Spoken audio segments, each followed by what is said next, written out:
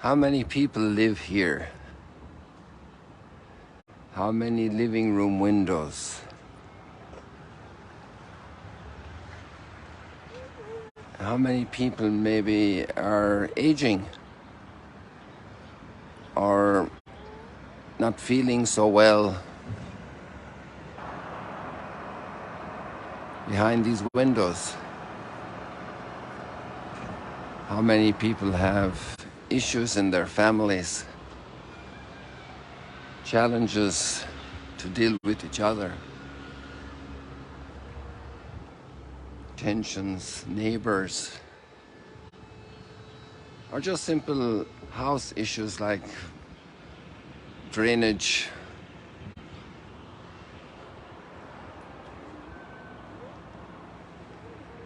or air conditioning in this hot weather. How many people? And this is just one little nest here. It's really like a little nest. A small little hollow. And the light is rising now. The sun is appearing. And people are beginning to wake. It's Sunday morning here in Bet Jala.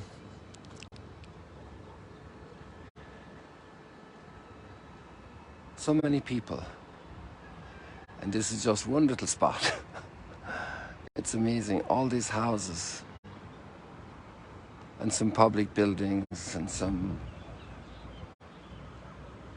government buildings and some churches, some mosques. In this part there probably aren't any synagogues. It's mostly Arab population, Palestinian.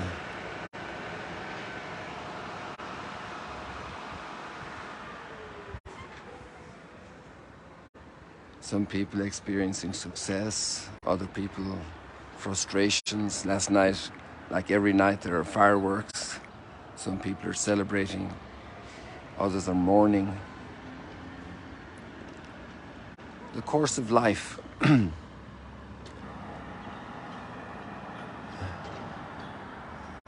And from these parts came, different people came through. The first biblical figure just up the road here in Bethlehem is Rachel. We have Rachel's tomb. And her story and how in giving birth to her son, Benjamin, her life was consumed and completed.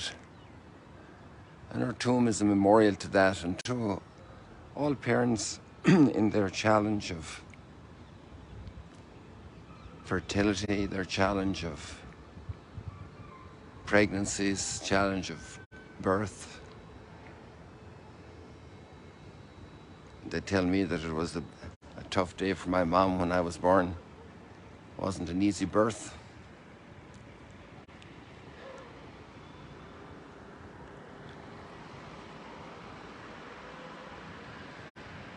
And then I'm blessed with 3 sisters and a brother who came after me.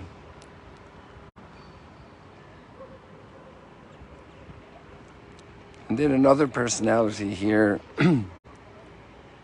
is another family ran into horrible times, and there was famine in the land, and they migrated. That's a word we're familiar with today. They migrated, and they migrated to Moab.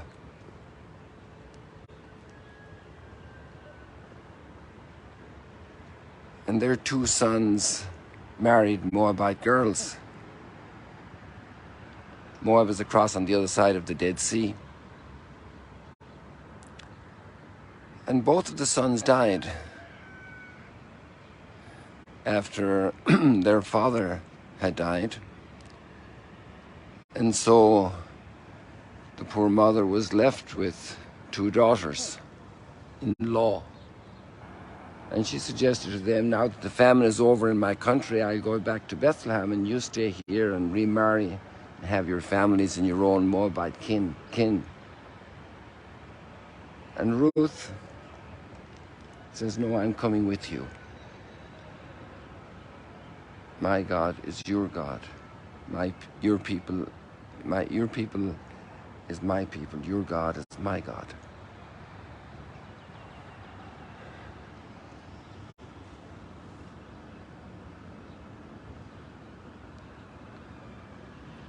And so we have the great-grandmother of David. She marries Boaz.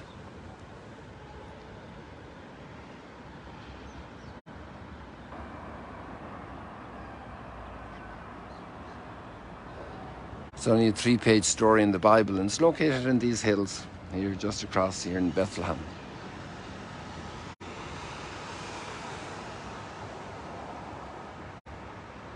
And then we have David.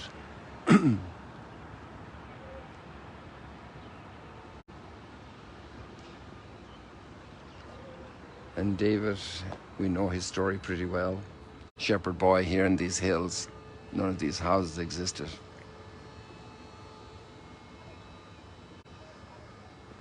Chosen, anointed king.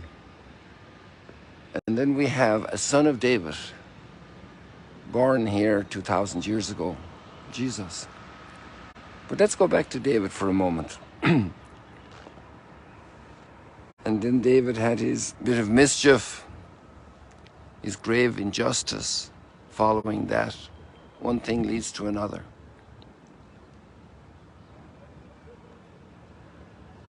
What the eye craves and the heart seems to long for and the body desires.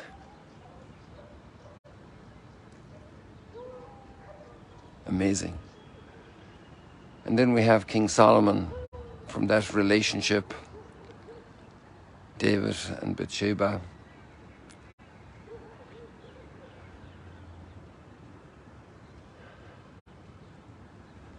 And Solomon comes to power.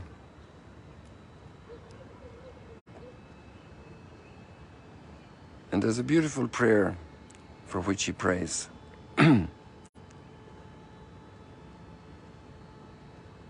He's offered everything, and he chooses one, wisdom. That's our first reading today. Wisdom. Wisdom to see things as God sees them. And especially to see people as God sees them. The people around me.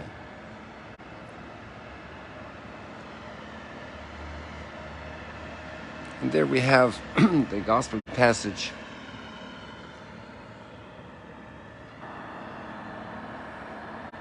A person was discovered a pearl of great price. It's interesting watching the pilgrims. They want to go to the shops to get souvenirs, collectible items. And what's the pearl of great price? For which is worth going to sell everything. To sell everything.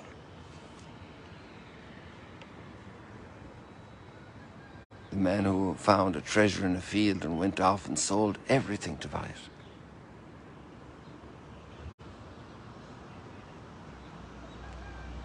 The craving of the heart.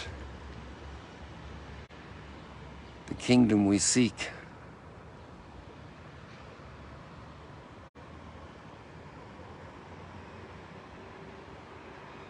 Thy kingdom come.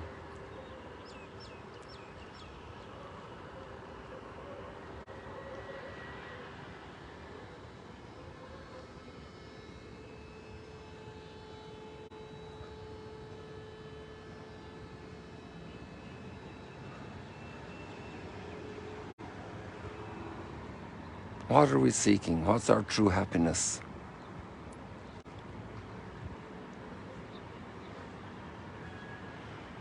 And it's brought together at a point in the second reading to have a heart transformed, a heart like Jesus.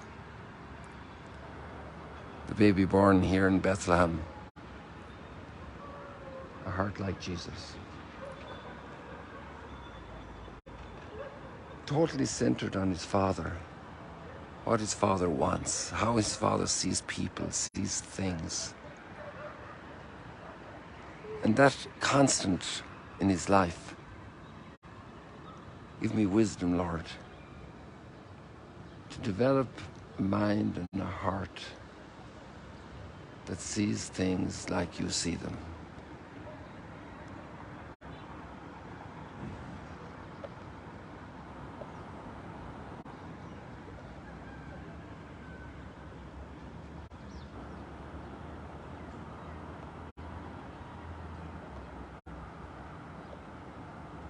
It's not just going to church to pray on Sunday or any other time.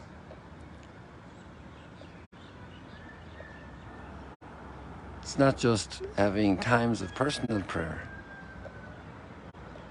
Those are great moments to know the Father better.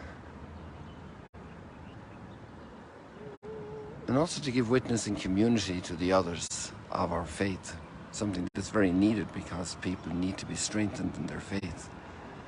Something we can do by going to church on Sunday. And not just choosing comfort.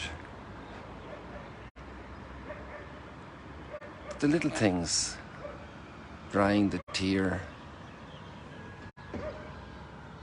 sitting with somebody elderly, lonely, calling up a friend, even if I'm lonely or elderly.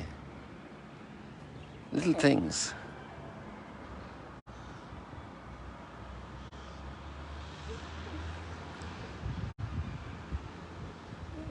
So many young people starting their lives.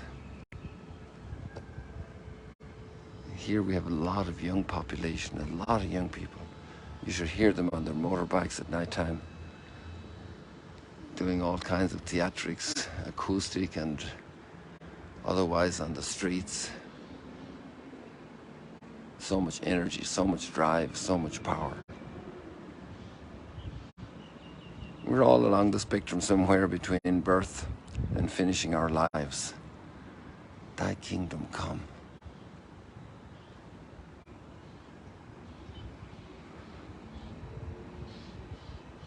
We don't have far to go to look for an image of the Father. She and he are all around us, testing our patience, asking for things that are a bother for us. And that response of love, of kindness, of forgiveness.